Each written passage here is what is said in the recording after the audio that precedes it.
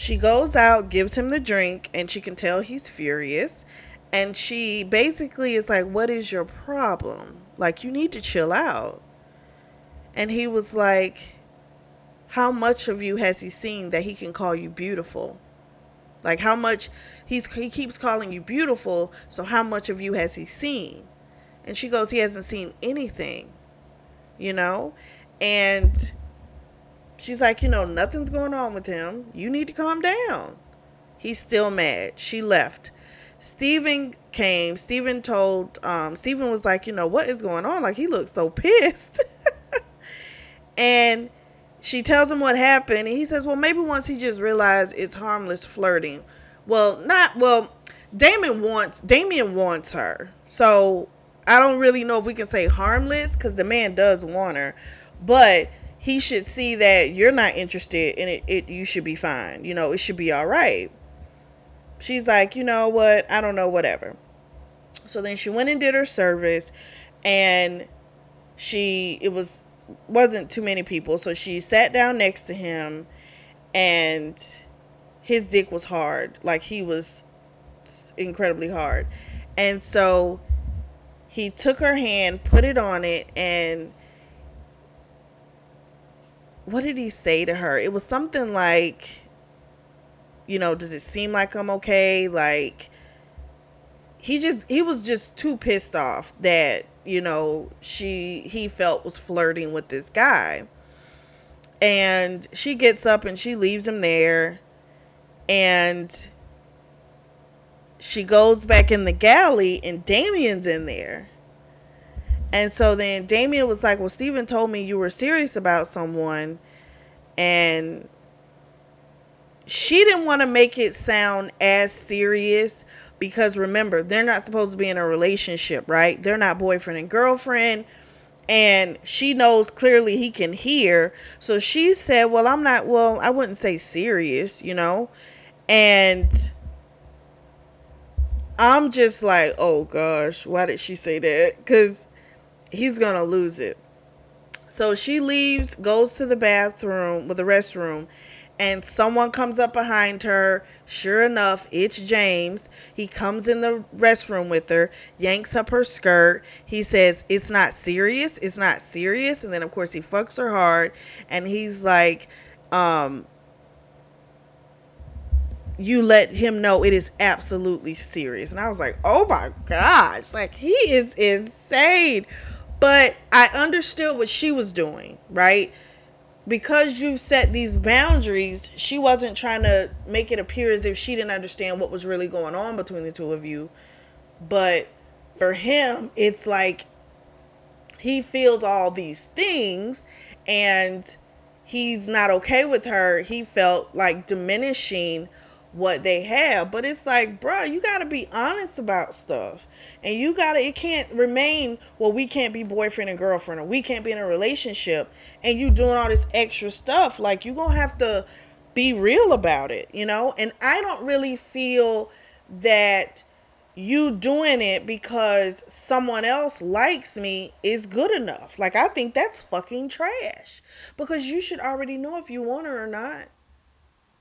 But now you're getting territorial because other men are looking at her, and it's like, I don't know. I don't think it's not cute to me, because he set up these fucking boundaries and she's abiding by them, and now you're getting mad at her for it, and I think that's trash. He straightened her up, and they were still like hungry for each other, so he winds up making her suck his finger, and he told her, "Bite it hard, bite it hard." That's what she did. um he wanted to fuck her again, but he's like, "I'm not going to do it again." He's like, "Because I want to have fun with you at the apartment at the playhouse," because his fourth floor is what he calls the playground. So they leave out.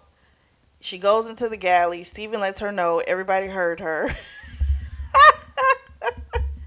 He's like, "You go from not doing anything to getting banged in the bathroom.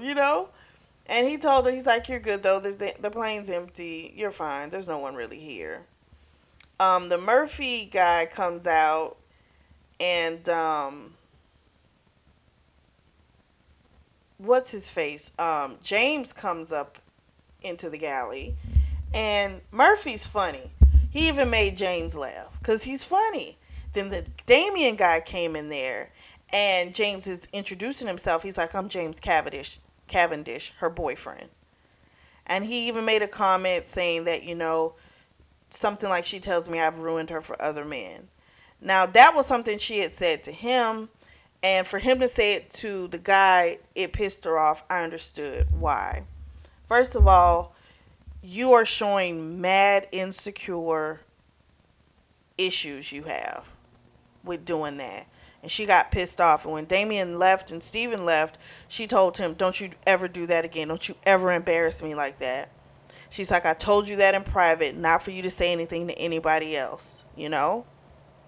She's like, "If you're going to do stuff like that, I won't tell you anything." And he, of course, is like, I'm sorry. I just wanted him to know that you're mine. But it's like, there's other ways of doing that. And again, he'll know if we're together or not based on how we act with one another. You don't have to do all this dramatic shit to try and keep him back.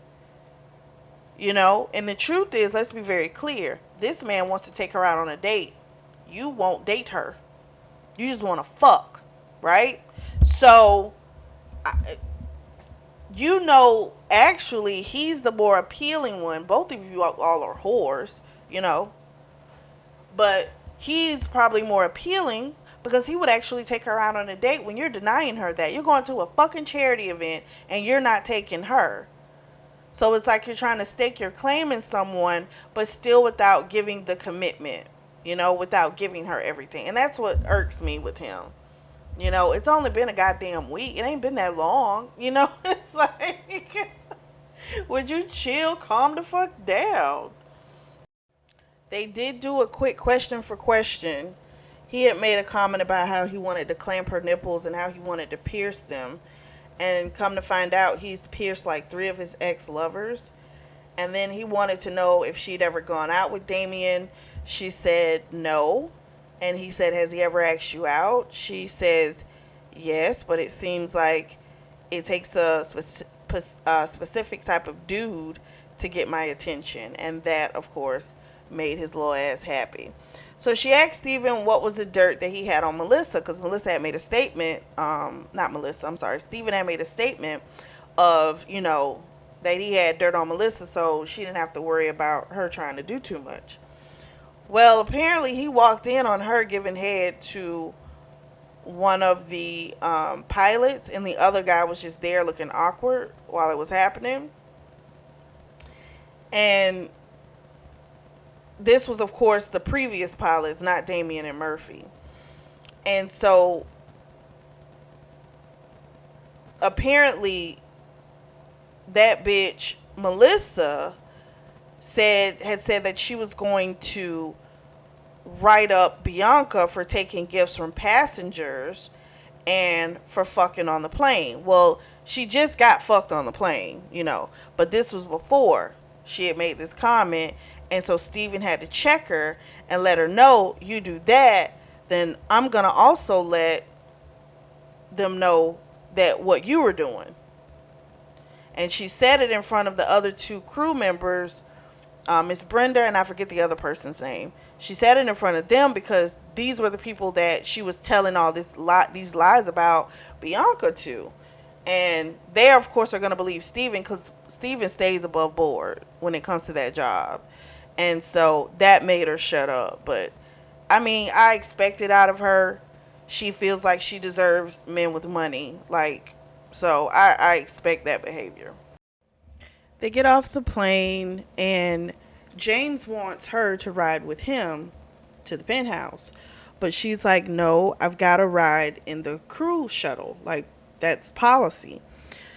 Plus, she wants to go to the hotel room and, put her stuff there. So he got upset, but he was like, "Okay, well, I'll just have my driver pick you up." Well, then, sure enough, she goes, checks in, and before she can even take herself upstairs, Clark, the driver's there, and he's like, "We're here to get you," So They go, and then when they get close to his building, he tells the driver, Clark, to go through the underground garage, which made her feel some type of way. Dirty little secret, right? And I get it. Totally understand it. She didn't say anything. They get up to his place, huge penthouse. He asks her, what does she think it means to be a submissive? And she says she really doesn't know. And he says it's basically, you trust me to dominate you. You trust me to make the best decisions for you, blah, blah, blah, blah, blah. So he left. She heard him talking to somebody. And then he comes back and he's got a box.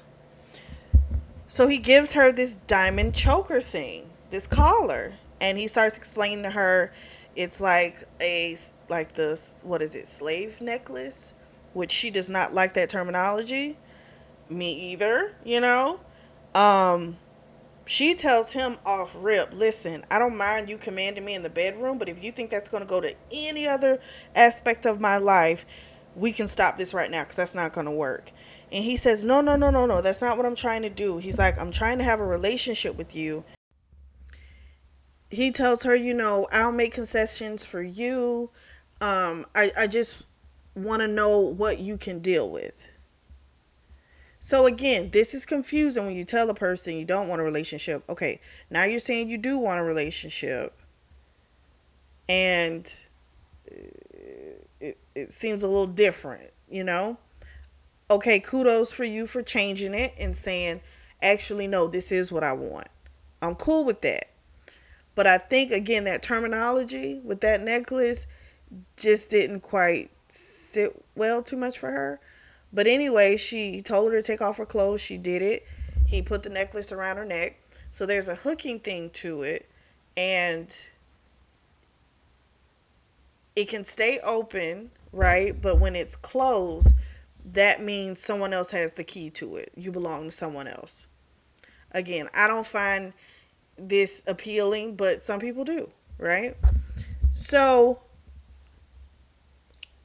she's not ready for this thing to be closed. And she says, like, what if I never want it closed? And he says, I'll just have to try and convince you. So then he gets out nipple clamps and he takes her to the private elevator, which only goes down to the BDSM playground on the 4th floor. She got a little concerned, thinking about, were there other women already in these rooms? And, how many women he's had here? So they have lots of fun. He puts her in a sex swing, spins her around, fucks her, made her have multiple orgasms. Afterwards, he said he wanted to ask questions. And she was like so high off of the multiple orgasms. She said, okay, fine, whatever. He says, why did you choose Satnos as your safe word? She tells him her father used that term a lot. And that her father, used to abuse her, her and her mother. And he would never touch their face because he said they were too beautiful, so he wouldn't touch their face. He, of course, is concerned and he's worried that he's ruining her by what he does. She says, no, I've always been curious about it. This is like a healthy way for me to explore it. He asked her, how did her father die? She said he didn't. He says, whoa, I thought you said your parents died. She said, my mother did. So she begins to describe to him a little bit of her past. So she told him, she ran away. And it's like she got put in the foster care system. But they would just bring her back to her father and he'd beat her again. So he goes, okay, so is that how you met Steven in foster care? And she said, no, I met Steven homeless. We were homeless. He ran away, so did I. So now James is like furious beyond, because it's like her father was doing this to her. The man's still alive. And then he's learning of the conditions that she grew up in. And he's beyond pissed. So she tells about the fact that, how she always says, Stevens, he's a good fighter. He really is, because for a while, that's how he kept them surviving. He would fight for a living. And now what she did tell him was that her mother offed herself, which we know isn't true because we know what that dream told us. But she told him something different, because if she does, then she has to tell him she was there when it happened, the crime. And she can't say that just yet. So he's getting more and more angry, and he wants to kill somebody. And he's like, how can he still be roaming around free? So she changes the subject. She asks him what's his issue with alcohol, and we get the sordid details. So remember when he said he had a cousin that took over his guardianship? That cousin, he was an older cousin, of course. Well, he thought he was the coolest person ever. He would give him wine with dinner, and he just thought he was the greatest thing, until he started waking up and different places on his body were sore that shouldn't have been. He suspected what might be happening because the cousin started getting bolder, and during the day he would rub up against him. So he faked like he drank the wine, and I think the cousin knew. He handcuffed him to the bed and basically had his way with him all night. Then the next morning when he got free, he beat the shit out of the cousin, and the cousin never did it to him again. But the cousin wound up getting killed because he was with the lover, and the lover wound up choking him to death. So for him, he was happy because he knew he was a bad, that wasn't a good guy, right? So she just cried for him. Like, hearing the things he had to go through was like, oh my gosh. But now it makes sense of why he feels a certain way when it comes to alcohol. Makes perfect sense. However, I guess maybe what her therapist had told her is that his way of working out what happened to him, what he's doing. Like, he likes to tie up and do, he says he's a sadist. So does that has to stem from what was done to him, I would think. They fall asleep. She wakes up. And when she got up, he was going to get ready for the event. And she was like, you got anything to eat around here? And he's like, oh my gosh, I've been a terrible hostess. He's like, get whatever you want, whatever you like. So she gets up to go into the kitchen, but this is a huge place. And she winds up hearing two women. So one's this beautiful dark-haired woman, and then the other one is this, appears to be the housekeeper. And she remembers hearing that woman's voice earlier that day. So the woman, the beautiful woman, is saying like, he's got another flight attendant. And the older woman was just like, I told you to give him until he was 30. He will come around. He's just got to get all of this playing out of his system. So then our girl Bianca comes in, and she's just like, are you two related? And Jules says, if we're related, the things we do have been illegal. So she's got a collar around her neck, and the thing's closed. So she loses it. She winds up running to the kitchen, throwing up. Jules comes with the fake concern. She is like not even trying to hear, like she knows that's bullcrap. And so she gets her luggage. James sees her as she's about to leave. He sees Jules and realizes what this looks like, and he says, it's not what you think. It's not what you think. I would hope not, because my thing is, why even bring her there? Why do that to her?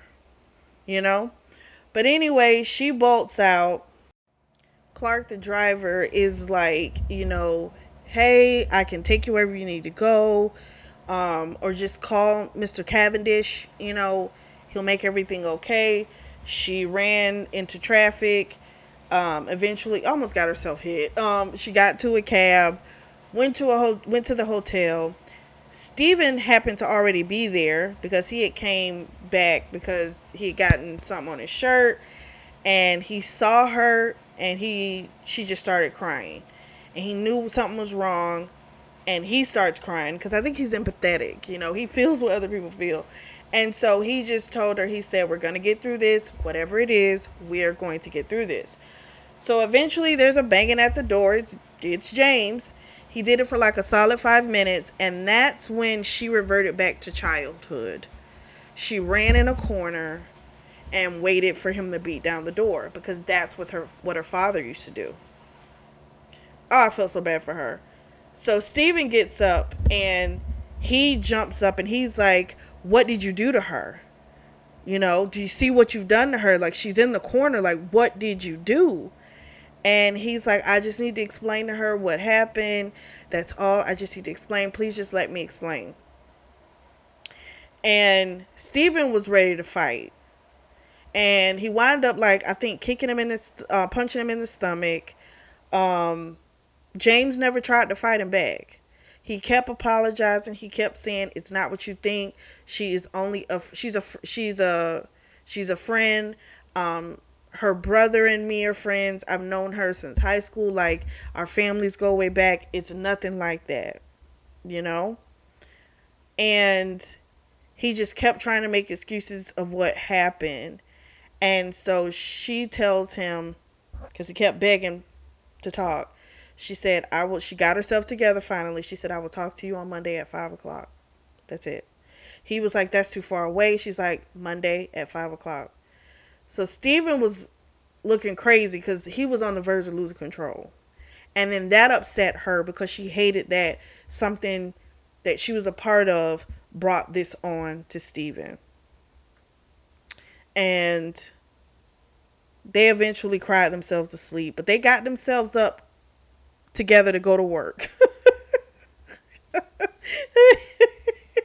I'm like, they say they not fucking up no money. So he, of course, has been calling her phone. She's not answering. He's also been calling Steven's phone. They get through most of the service. And eventually her and Steven talk about it. And Steven said, all I got to say is he didn't try to fight me back, you know. And he apologized. He said, I should have did a little bit more research on him. She said, no, that fell on me. I should have looked him up, you know. And Steven says, I think he does care for you, but clearly other stuff is going on. So anyway, she decides that when she gets back home, she's going to turn on her old computer, and she's going to try and figure out a little bit more about him. And of course, the two burly guys, they're on this plane as well. And she eventually goes up to one of them and says, do you work for James Cavendish? And the guy says, I am not at liberty to say. And clearly that's his way of saying yes. She gets back home, slew of messages, and she winds up looking him up. And she sees quite a few photos with the Jules girl. He seems to have taken her to a lot of events over the years.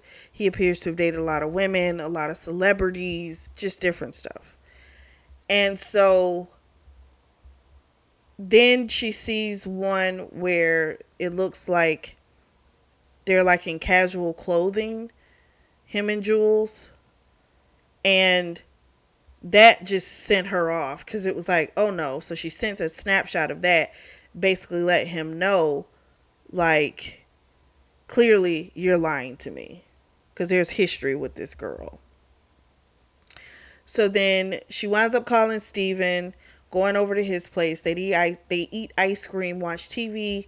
He tells her that he did talk to James, and she doesn't want to know the conversation right now. He does say, I think I understand why he wanted to keep things private. She says, it sounds a lot like you're on his side, and that's not going to work for me. He say, okay, I'll talk to you when you're ready. I am always on your side. So she gets home. She goes to sleep for like 6 hours. They normally have a monthly meetup, the crew, but she didn't want to go. Steven was going to stay with her, and she said, no, no, no, no, no, you go. She knows Steven's a social butterfly, and she doesn't want him, missing out on anything because of her. So she goes back to the internet, and now she's included in the internet search for him. They have pictures of her running out of the building, looking a hot mess. And now it's being said like she's the one wrecking the relationship between Jules and James. They have Jules standing there looking all perfect, looking sad, like, oh, she just keeps taking him back and he's doing her so dirty. And apparently they're not even in a relationship based on what James said. So she turns on her phone, sees a message from Steven saying, don't go on the internet. We'll talk when I get there. Oh well, too. She did it. She did it too. She should have looked at her phone sooner. Her doorbell rings and the peephole is covered, and so she's thinking it's Steven playing a game on her. So she opens the door and she's like, why would you play a game on me like that? But it's not Steven. It's not James. It's her fucking dad. And he punches the shit out of her. Beats her up bad. He's like, what are you doing? Who are you talking to? Why do you have people coming around asking about me and my business?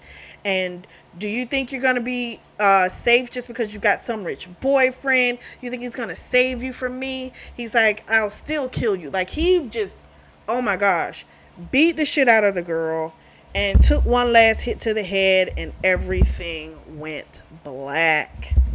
So when she comes to, she can like barely open her eyes, but she can tell she's in a hospital. It's so much pain all over her body. The person sitting next to her is James, but Steven is there. Steven just went to go get some coffee.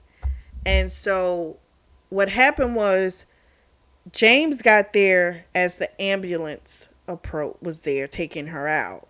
And Steven had just missed what happened. So she goes in and out of consciousness. Steven was able to get their vacation moved. So now they've got 2 weeks for her so she can heal. James and Steven, they don't leave her side. He told her, James, apparently he took off time as well to be there with her. And what else did he had some woman that would come in with paperwork and stuff like that, because he still got to run an empire. I mean, we just got to be real. So he would sign whatever needed to be signed or whatever. Steven told the police that he thinks it's her father, but he didn't see it, so they can't take his word for it. He asked her, was it your father? And she shook her head yes. And he's like, I don't get it. It's been 6 years. Like, why would he come after you? And she said, he told him that he told her that people had been poking around, asking about him. And she also said he told her because she had a rich boyfriend, she better not get any crazy ideas of going to the cops. Again, James doesn't know the real story, right? He has no clue about this guy offing her mother. So he felt horrible because he goes, oh my God, it's my fault because I've been poking around. Because the dad lives in Vegas as well. He's a gambler. He's a drunk, all that type of stuff. So he's been poking around, and that's what alerted him. So that also means, though, he probably knew where she was all this time, but she wasn't causing any stink, so he had no reason to say anything to her. But then after he's asking questions, now, oh, I'm coming for her. And I mean, he really did. That's an awful, I don't even like to call him human. Good grief. So she winds up having a conversation with James, kind of telling him once she's able to, really talk. She says, please just give me some space for now. I just need some space. He, of course, please don't do this. Please don't, like, stop this. Like, don't separate yourself from me, And she's like, I just need time to decide what I need to do. Okay? So give me that.